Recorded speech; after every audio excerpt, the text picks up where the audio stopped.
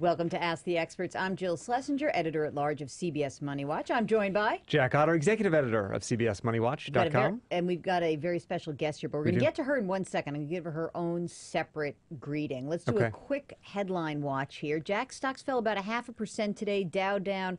We're not settled yet, but 71 points, 13,126. NASDAQ off 15 at 3104. S&P 500 closed down 7 at 1405. Could stocks just have fallen because durable goods orders were not as good as we thought? Is that really what happened today? Well, as you know, our crystal ball is always cloudy here, but I don't think so. To tell you the truth, what worries me most in the market right now, in terms of I hear so little talk about it, so little fear of it, I wonder if it's really priced in, and that is China. Everything's going down in China. And right now, of course, China is kind of keeping the globe up. Now, it's going to be really nice at the pump if you see a crash in China. But I worry that could be dragging the global economy down over the next 6 months, year, 2 years, and that the stock market's been a little too chipper recently. Yeah, I mean, we are up over 25% from last October. So, you know, taking a breather wouldn't be a terrible thing, whether it's because China's slowing down or whether it's just a natural pause.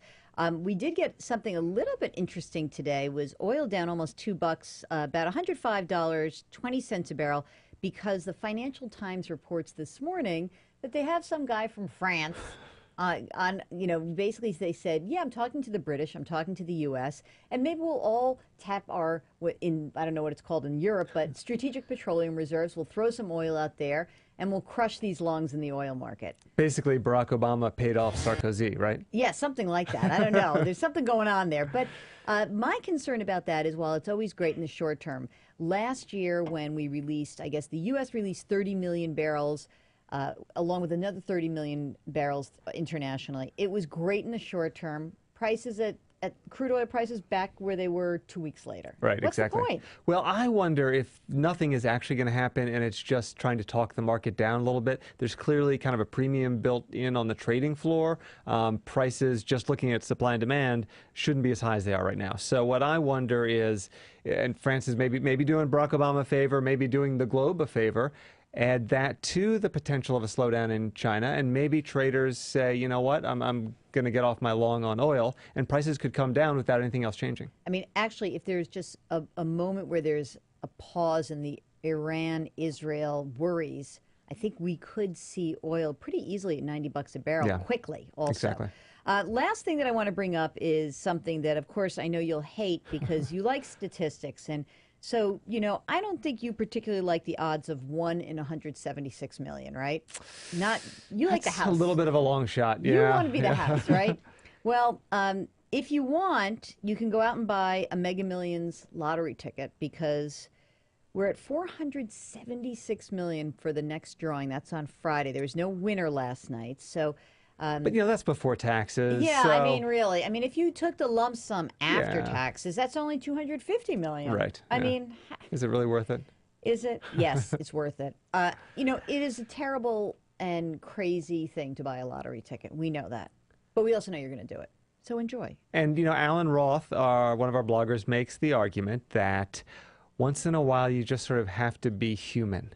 And you want to Alan wrote that? Yeah, well, he didn't use those words, but his point is you want to be a boring robot with the vast majority of your money and put it in index funds and rebalance and do all that stuff that's no fun to talk about at cocktail parties. Right. And then once in a while, just have that escape valve. So, you know, put whatever it is, $100 into Apple shares, put $1 down for the lottery ticket, and from a behavioral standpoint, that allows you to be boring where it counts and take a little bit of risk here and there. And what do you do? What's your You know, I teamed up with the managing editor of MoneyWatch.com. You might have been in on this, and we did buy a Powerball ticket last time. And well, of course, I mean, I didn't even know what my number was. I never looked at the ticket. I mean, we weren't going to win that. But on an ongoing basis, is there something that you do just for like your little fun? You know, for example, I might go to a certain floor in Saks and buy shoes. I've been known to do that. But not all the time, but every so often. I hope my wife is not watching. I did purchase a fishing jacket from Patagonia recently. Now, it was about 1/4 of the listed price. It was on super duper sale. But do I really need a jacket for fishing? No. Am I going to catch more fish? That way, no. So maybe that's it. And as you know, I occasionally, very occasionally, dabble in individual stocks. and am reminded why I don't do that more often. It's good to have that experience, yeah, right? Exactly. I a little agree. bit of humbling once in a while. That's right. Well, you know, we're bringing in a guest today because it's been a huge week of data for housing, and we see that housing activity is up. We see prices are still heading down, not going down as much as they were. It does feel like a bottoming. We talked about this yesterday when the Case-Shiller Price Index came out. But today we've got Celia Kuperszmid Lehrman, who is the deputy editor at Consumer Reports. She covers a range of home products, services, and projects, refrigerators, roofing. She happens to be a maven about air conditioners. She also edits sections on kitchen and bath remodeling, energy-efficient home renovations, and other outdoor products and projects.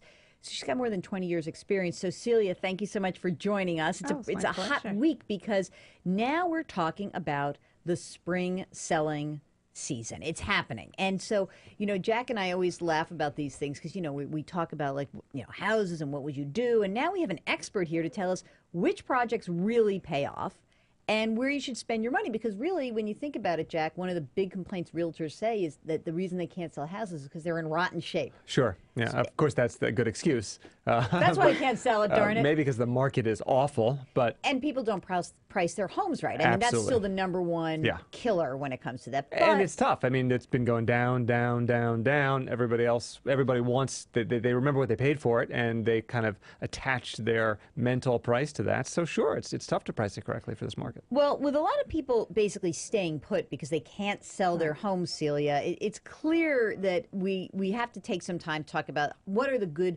home upgrades that make a lot of financial sense. So we have a question right off the top from Marlena, who asks, what types of things can we do to increase our home's value? Now, that's a pretty broad question, I know, but let's take a look at this chart. Sally, can you pop this chart up here? Because there's different things from attic bedroom, which I heard, by the way, improvements to your attic is actually a cheap way to add living space to your house. That's what someone once told me. Generators, basement. I hate living in the basement. I can't stand that. I always hated a room underground. I don't know, must be my own thing. Window replacements. So tell us a little bit about what is your big payback. You're looking at your house, you've got a limited amount of dollars. What do you think are the couple things that people should be looking at? Well, I think you have to look at the condition of the house. So if there are things that are broken, or things that don't look like they're well maintained, those are the things you really want to attack first, especially if you're trying to sell the home. Because I think people come into a house, if it doesn't look well maintained, they get nervous. So I think that's probably maintenance is going to be the first thing. Anything that, you know, looks really bad, you want to take care of if you're looking to sell your home. Also, you need to think about how much you need to do. You know, you may not need to gut a room. You just need to freshen it up if you're trying to sell it. But right, maybe change the hardware, but not replace the cabinet or something like that. Or maybe it's paint the cabinets if they're in very good shape and replace the hardware. And then maybe upgrade a counter or two, put in a new faucet. That's going to give you a nice, fresh look. Certainly repainting on the interior is a very good project. You want to be sure that you're using a neutral color paint. You don't want to go too crazy. So if your kids liked orange walls like mine did, you know, if I was trying to sell the house, the orange walls would need to go. But you also don't want to get just boring white. You want it to be a neutral color, and paint is a really good thing to do to freshen up your home. Now, Jack, I went and my sister's trying to buy this house. So I went with her and I met her last weekend, and I walked into the house, and I have to be honest, I walked in and like the furniture was so awful that was in the house. I could barely look at the house. You think that if you're trying to sell your house, you think you should take some of the clutter out, right? Well, one of the rules is that you should take one thing out of every room. And I believe if you've lived there for, I don't know, more than 10 or 20 years or something, they say take two things out. Obviously, that's just a general rule of thumb. If you're Calvin Klein, you probably don't need to do that. But yes, we tend to accumulate stuff, and when a fresh pair of eyes looks at it, it's really awful. Right. It's like you don't look at your couch and say, "God, that's ugly." Maybe you do. One thing My wife does. Yeah. Yeah. That's why I love Diane. One thing that blew me away is that there was a recent survey done by Remodeling Magazine, and they were looking at cost versus value. Now, our blogger Elise Glink turned me on to this. It was a wild survey. And a lot of the things that they found you could really extract your money back on the sale were things on the outside, like cement siding, replacing your front door, replacing an old yucky garage door. These kinds of projects, you could recoup almost 70 to 80% of the dollars you spend. So I'm kind of down with getting my money back. So, I mean, I like that. I agree it's nice to paint, but it's nice to really see the money come back. It's called curb appeal. And the idea is when they first pull up to the property, there's a real big importance on that first impression, just like with meeting somebody. And it's not even just curb appeal, because these days so many websites have, you know, curbside pictures. So people are not actually even driving up. They're just looking at what it looks like online. So you're right, you have to get people to be willing to even click to go look at the interior pictures. So if you've got a front door that's a mess, you've got the dead plant from the fall, it looked great, it was great, but you know, now it's dead and you've just been walking past it. This is not the time to leave it. You've got to make it look good. Anything that looks beaten up, ill-maintained, people don't even want to come on the inside to see what the inside looks like. There's two key points you brought up there that I think need to be addressed. You know, you said you recoup most of the value. And I think some people don't understand that in hardly any cases does a renovation actually pay for itself. Don't go into remodeling a kitchen saying, well, we'll get it back when we sell the house. You know, your $200,000 house is not suddenly worth $230,000 because you added a $30,000 kitchen.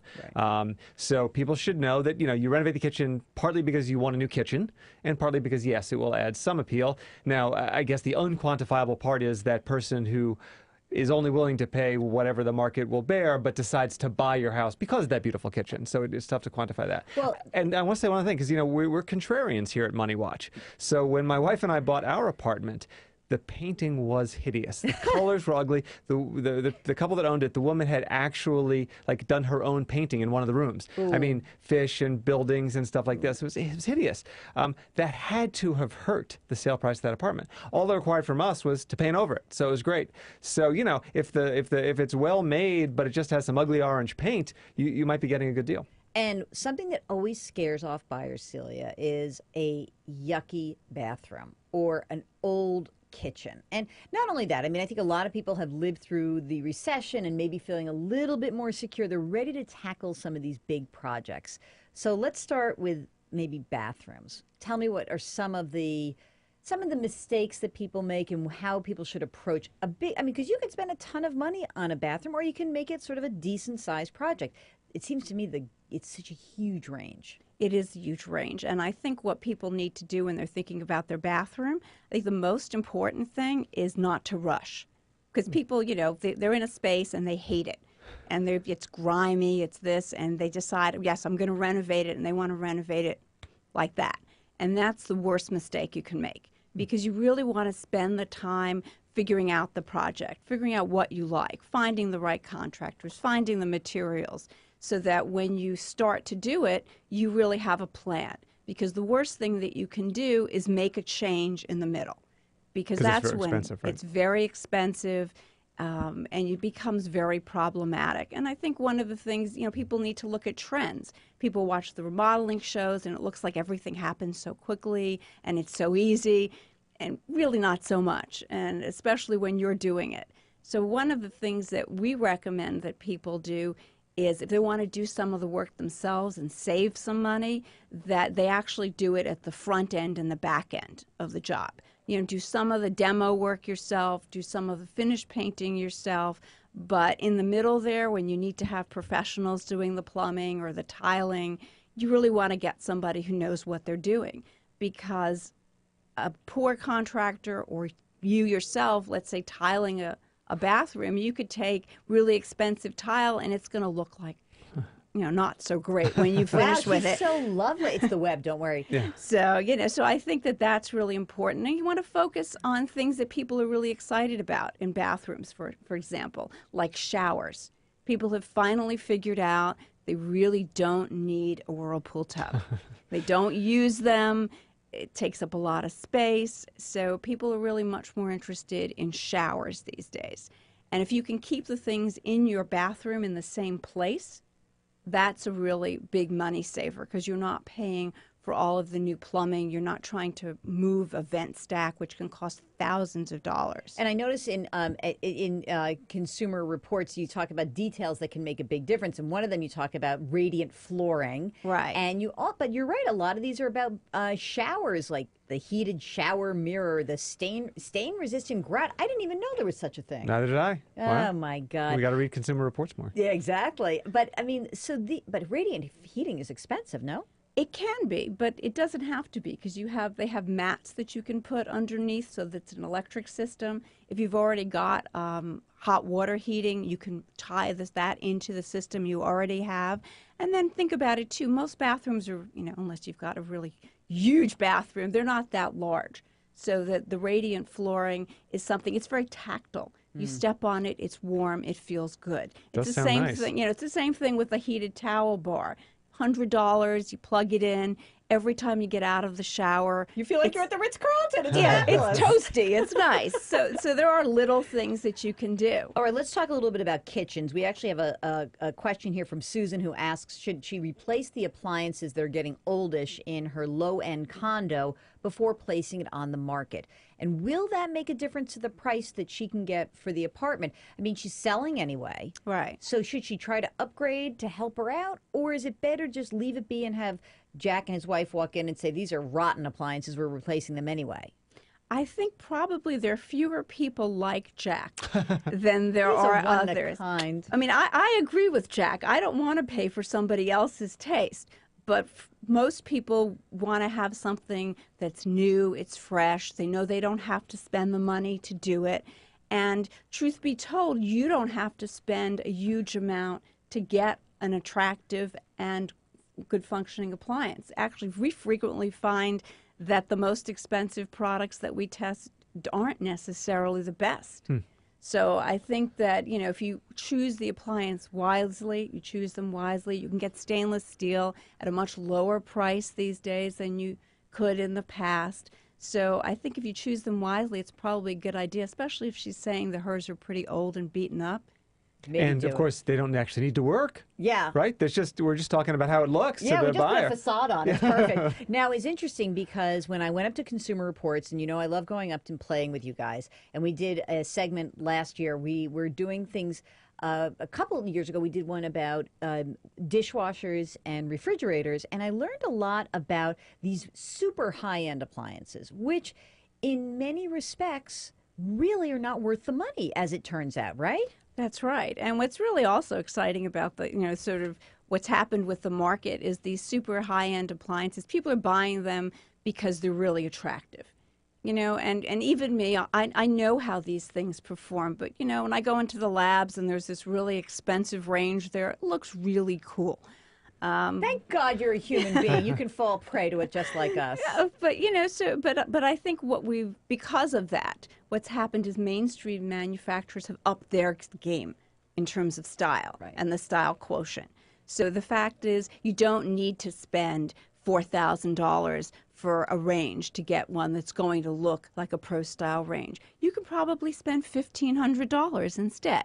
Same thing with a refrigerator. You don't have to buy a built-in refrigerator. You can get one that's cabinet depth, cost you half as much. Wow. It'll still look really great. It's the Target effect. Yeah. I mean, it looks pretty and it works well. What more do you really want? I mean, you're not going to live inside your refrigerator. I think it's a little bit crazy myself. George built his home in 1949.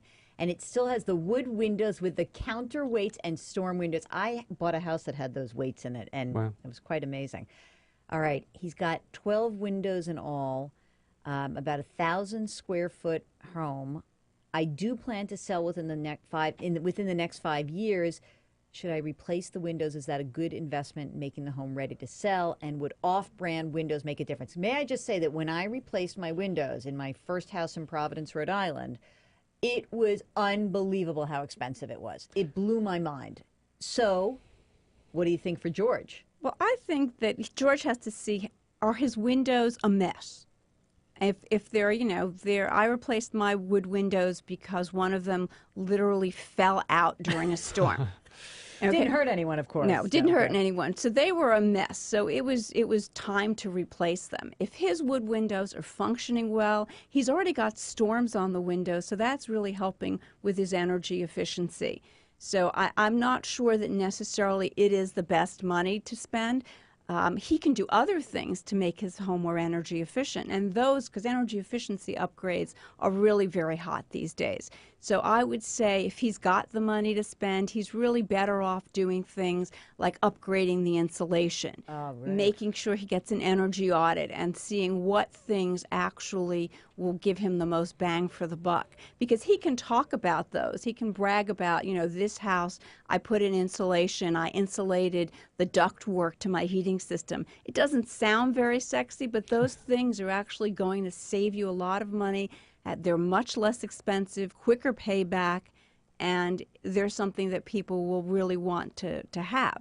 As for the windows, if his windows are a mess, yes, he can replace them. People are looking for energy efficient windows.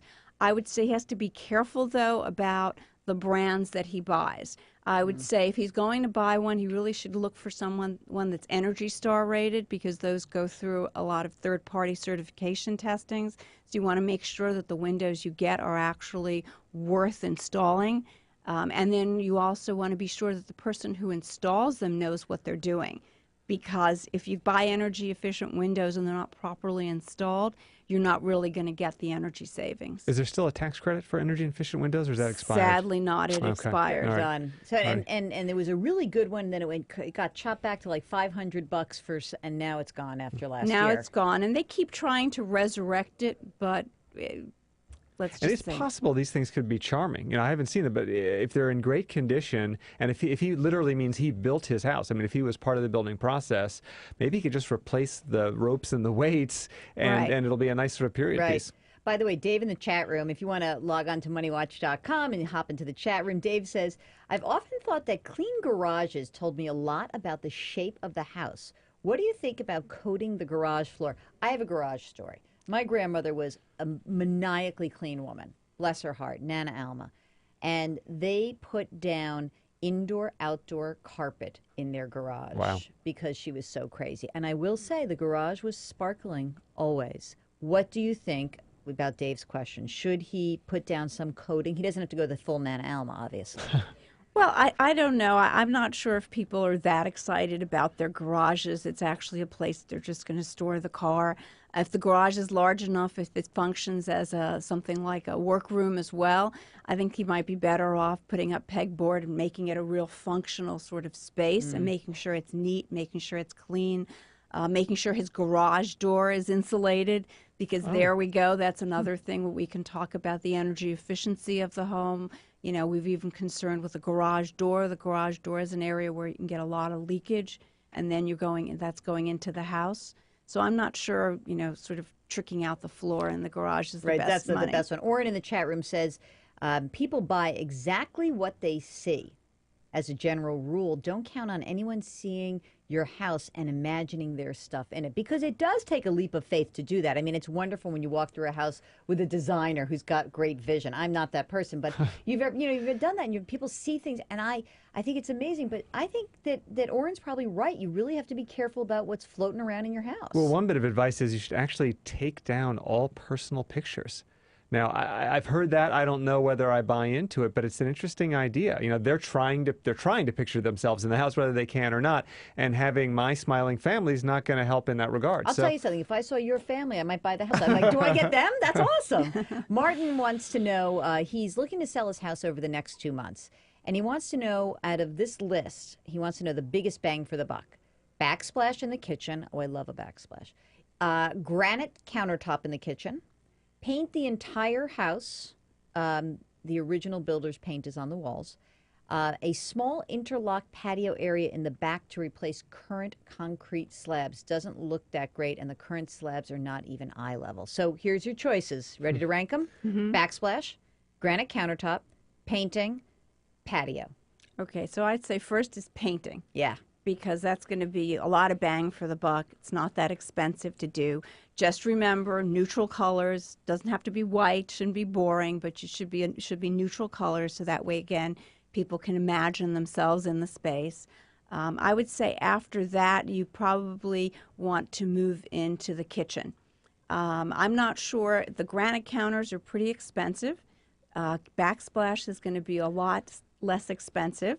If you have your heart set on the granite counters, I'd say go to a stone yard and look for remnants, which are sort of leftover pieces. And maybe what you need to do is if you've got an island, replace the island. That'll cost you a few $100s. It'll give people a wow factor along with those brand new backsplashes. That can be a nice investment. Then I would go outside. I'm not sure. It depends on how bad the patio is. You know, you might be able to get away with power washing it and buying a nice indoor-outdoor rug and then putting some furniture on top of it or adding new cushions for your furniture to give it that indoor-outdoor look. But one thing I'd also mention to you is don't forget the front of your house. We sort of touched on that. You know, take a hard, critical look. Stand down the street or across the street. Is that front door? Maybe you want to repaint the front door, get a couple of planters to put there, and then just really make that part of it freshened up, too. I would not forget that. Excellent. I love that remnant idea because I did that myself in my kitchen. Greenpoint, by the way, you know, that little like sliver between Brooklyn and Queens. Anyone living in New York, fabulous place. But when you go to a place and there's, especially if you have a small space, it was amazing the deal we got. It was crazy. It was like so much. It was like probably we saved, I would say, 60% by going for a remnant. And what's interesting is, and I just found this out from personal experience as well, is it's not just for granite and marble that you can do that. A lot of the yards will have quartz, right, which is actually our top-rated countertop material.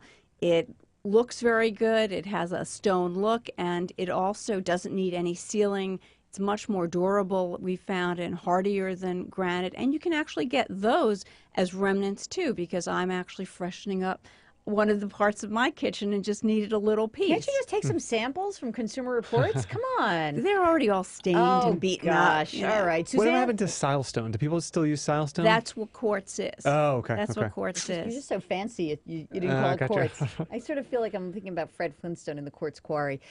Suzanne says she's about to commence some maintenance repair issues on the property, replacing a perimeter brick wall, repointing an existing wall, and painting eaves and windows. Also, together with a neighbor, she will be replacing an old, almost collapsed fence between our properties to a 6-foot brick wall for privacy. There's a lot of walls in this neighborhood. Good neighbors. Right. Suzanne probably lives in Staten Island. Would this add value to my property as I'm intending to sell it at some stage? I got to think that a fence, I hate old fences. I think anything where she says it's crumbling and falling down really needs to get replaced. Yeah. So I think that that's going to be money well spent. And then she sounds like she's talking about freshening up the house, which is a good idea. I would just say for the brick, for the repointing, she has to be very, very careful in terms of the bids, because you just want to be sure, and you actually want to get somebody to do a sample of what they're going to do, because you don't want somebody to come along and then just to use the New Yorkism, smear a lot of mortar up. Yeah. And not doing a nice job, because it can really change the look of the house in a very negative way. And if the contractor says, no, you don't want to indent the brick the way it is now, it's better the other way when you just leave it flat, run away. Because they don't know what they're talking about. All right, how about this? Solar thermal heating system. Lee wants to know just modifications to exterior paint and windows, and what is the value of adding a solar thermal heating system? Well, we have found that, sadly, the payback on a lot of the solar technologies is really pretty long. We're talking, 20 years out. It's not as bad. Their energy tax credits for solar and alternative energy don't expire till 2016. So you're still going to get some money back for that. But bang for the buck, it's really not that great an investment. Unless they live in certain California, Oregon, New Mexico neighborhoods where you have to have that in order to sell your house. Exactly. Or Hawaii, I believe. Is that right? Too, yeah. Orrin owns a modest home in the Denver suburbs with a fair amount of equity in it. And, Jack, they just completed a refi, lowered their interest rate from a 20-year note with 16 years remaining at 6% to a 10-year note at, wait for it, 3%. That's nice. The refi took 6 months to complete, but they hung in there, paid off. Okay. Because of the time it took and the amount it was written for, we find ourselves with $3,500 more than the payoff amount, plus an additional $1,200 in escrow being returned from the previous mortgage holder. We badly need a new garage door, $1,200. Swamp cooler. He says, it's like an air conditioning unit for dry climates, $1,400. We are left with $2,100. My thought in question is this.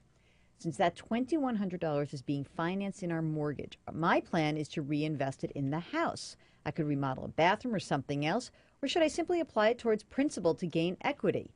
Here you go, mister. Let's go, Otter. It sounds like what we're doing here is some mental accounting. Yeah. So it doesn't make any difference that that money happens to come from the house. That is money that you have. Figure out what your financial priorities are. Write them down on a yellow pad. Forget about housing. Just whatever your financial priorities are, rank them. The top one gets that money. All right, so $2,100, maybe, I'm assuming that he doesn't have any debt because he's just refinanced. He's got the emergency reserve. How about maybe even popping it into a little retirement, as you said, maybe a little education funding, unless Celia is going to say something's really rotten in your house. Right. Right? But or you know what? I mean, if they're in good financial shape in terms of retirement accounts and college savings and all that, and they desperately want that new kitchen or the playroom or the pool table or whatever it is, go for it. I like the pool table idea. What about things like that are like floating around in a house? Like, let's say you walk into a house and they have the pool table, the ping pong table. Should people leave that there or not? Should they take it out when they're trying to sell it? It doesn't matter. I think it depends on the space. If it's, let's say, a basement or just a bonus room, you can have that there. But if you've got that taking up a bedroom space, that's not a particularly great idea. I mean, you're better off actually converting it either back to a bedroom or a home office. Mm-hmm. But if you're selling to people who live in a cramped apartment and you have a house with a pool table in the basement, throw an extra $15,000 on the price of the house because they're going to just fall. The kids are going to say, "We need to buy this house. We have to be there." Linda has a mobile home, and she says it needs updating. Because she wants to sell it. But she says several people have said she should not spend money on refurbishing it, but just try to sell it herself at a lower amount. My goal is to sell it and then buy a bricks and mortar house that appreciates in value rather than something that depreciates. Here's my potential to-do list. New linoleum, carpet, faucets, tub shower enclosures, back door, countertops, handles and doorknobs, new drapery rods and drapes, skirting, and of course, painting. Okay. Does this actually pay off? Is it the same exact thing with a mobile home as a regular home? Does it matter? Do we have any opinion on this? I don't really have a lot of information on that. I mean, generally, I think she sounds like she knows that mobile homes don't appreciate in value. So I think probably a good idea would be for her to sort of look and see what the competition is, and then she can get an idea of is she going to actually see any return on those various things that she's thinking of doing? If that is going to improve what she's going to get, maybe, but otherwise, maybe not. And Jack, before we wrap it up, you sounded almost upbeat about the housing market yesterday. And I'm just wondering if you're feeling like, would you still tell people this is really a great time to buy? Are you still in that mode of like mortgage rates are up a tiny bit, by the way, it came out this morning, but still relatively low. How are you feeling? I can't say that I think the market is suddenly going to turn around and skyrocket. I don't know. I doubt it. I don't know. What I do think is that we're all kind of focused on the month-to-month, maybe even year-to-year movement. And we're not talking about shares of Apple here or even a mutual fund. We're talking about a long-term investment. If you're a short-term investor, I think you learned recently that housing is not the place to put your money. So if we're talking about a long-term investment, the funny thing about charts is when you step back and you look at a long-term chart, it's very smooth. You don't see those little bumps. And I would have to think that 10 years from now, if you point to, what is today, the 29th? The 28th, March 28th, 2012, and say, I bought here and I got a mortgage here, you're going to look really smart. Yeah. And now it'd possibly be a little smarter 2 months from now. I don't know. Right. And I would also say that if you run the numbers in our typical MoneyWatch approach here, if you run the numbers and you look at it and you still really need to be a renter, don't jump in before you're ready, really. I mean, or if you can buy a house and take Celia's advice and look at this Consumer Reports guide and say, I can do a lot of this work myself, or I'm going to buy a 2-family home and be a landlord, that's great too. But I do worry a tiny bit how people still have this compulsion of like, oh my God, I have to buy or else I'm not a real American. Yeah, absolutely. That we saw the kind of trouble we got into from that mindset. And right now, one of the big problems one of the many big problems, is not exactly the primary problem in the labor market, is that people can't move because they'd have to bring a check to the closing if they wanted to sell their house and go to a different state. So don't tie yourself down like that, especially if you're young. Maybe halfway across the country is the job that's waiting for you. If you're a renter, that's easy. Right. So don't get too caught up. It's a great time if you're out there and you're looking. Be smart, run your numbers, do your homework, go get Consumer Reports' various guides. So that's right. We'll tell you exactly how to spend your money wisely. Exactly. Do it. Celia Kuperszmid Lehrman, thank you so much for joining us. You can read her stuff at Consumer Reports.